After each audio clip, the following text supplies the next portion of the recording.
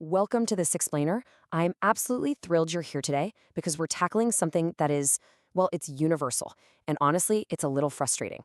We are diving deep into the psychology behind the scroll.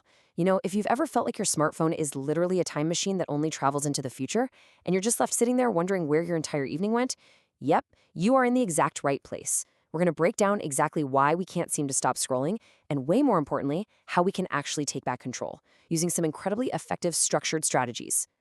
Picture this scenario, because I guarantee you have lived it. You're sitting on the couch, maybe wrapping up a long day, right? And you tell yourself, I'm just going to check my phone for a second. You open it, you see a single notification, but then you swipe and you scroll.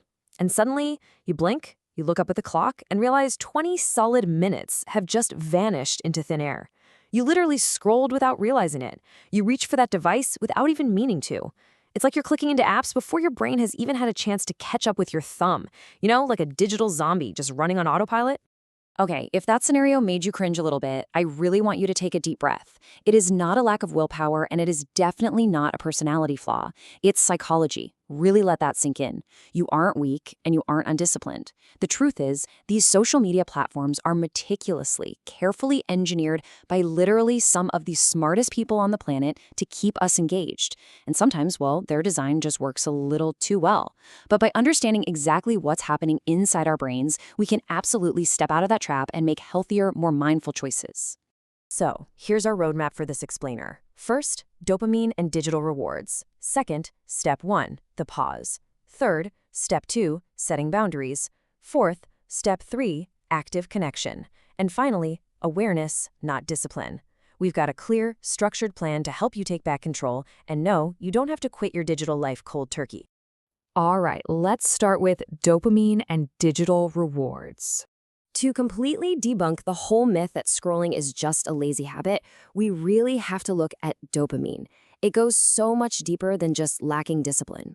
Now, most people think dopamine is the pleasure chemical, right? Like you get it when you watch a funny video. But research actually shows that dopamine drives anticipation. It's released when we expect something new, not just when we finally get it. That means the simple act of refreshing your feed acts as this tiny biological reward search.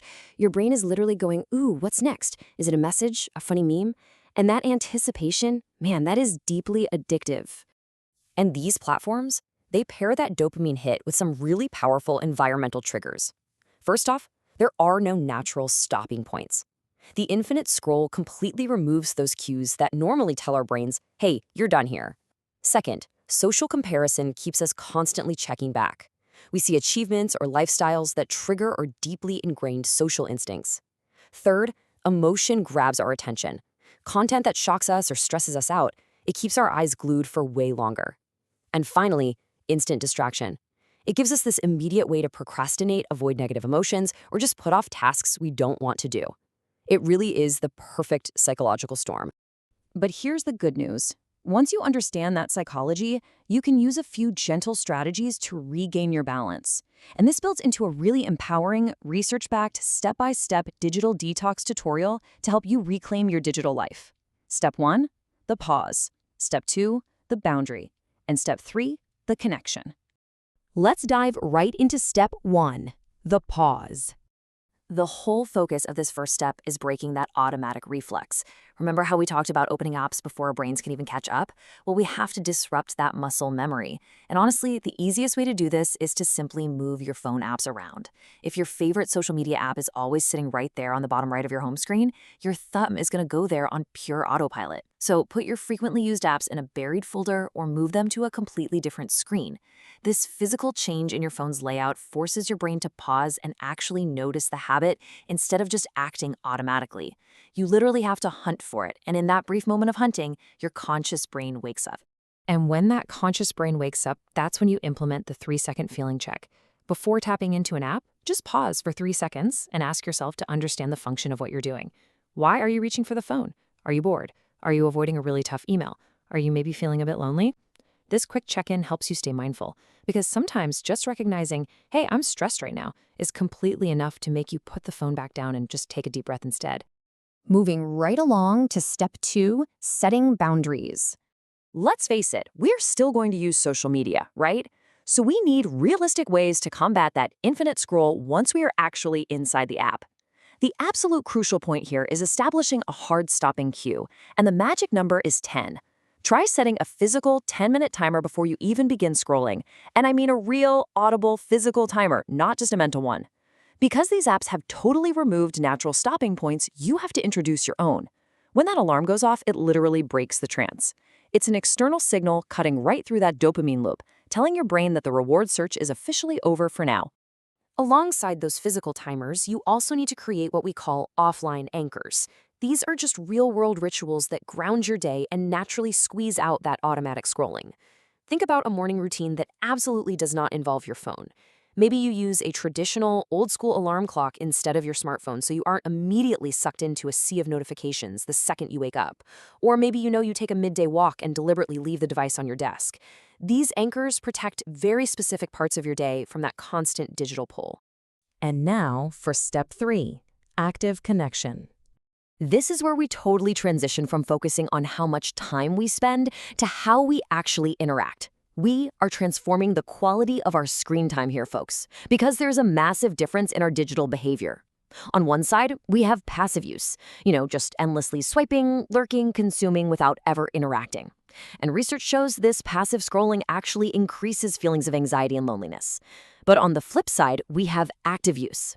This creates real connection. This means swapping that mindless scrolling for active engagement. Try sending just one encouraging message a day, or leaving a genuine comment on a post that made you smile. It completely shifts your mental state from feeling like an isolated consumer to being an engaged community member. Furthermore, you really have to remember that you are in the driver's seat. You can teach your algorithm exactly what you want to see. Your feed is ultimately just a reflection of what you engage with. So actively train it, like those uplifting posts. Follow accounts that inspire you or just make you feel calm. And honestly, just as importantly, do not be afraid to use the mute or hide buttons on content that causes you stress or sparks any of that unhealthy social comparison. Curate your digital environment so it actually serves your well-being. Finally, let's talk about awareness, not discipline. Building healthier digital habits is really, at its core, about self-compassion. It is definitely not about strict punishment or guilt-tripping yourself. Remember, you are responding exactly as a human brain was designed to respond. Social media is not this evil enemy, and your phone isn't really the problem. And most importantly, you are not inherently bad at setting boundaries. You just have a human brain that is reacting to highly stimulating novelty and reward. Once we truly understand this psychology behind the scroll, we can stop beating ourselves up. Instead, we can simply be mindful of our choices and build habits that support calm, connection, and real mental clarity. So I want to leave you with this final provocative question. Think about everything we've covered today in this explainer: the pause, the physical timers, the active connection. What real-world anchor are you going to set tomorrow morning? Are you going to buy a real alarm clock? Are you going to move your social apps into a buried folder tonight? I challenge you to immediately reclaim your time and apply just one single thing you've learned here today. Thank you so much for hanging out with me, and I honestly cannot wait to see how you take back your digital life.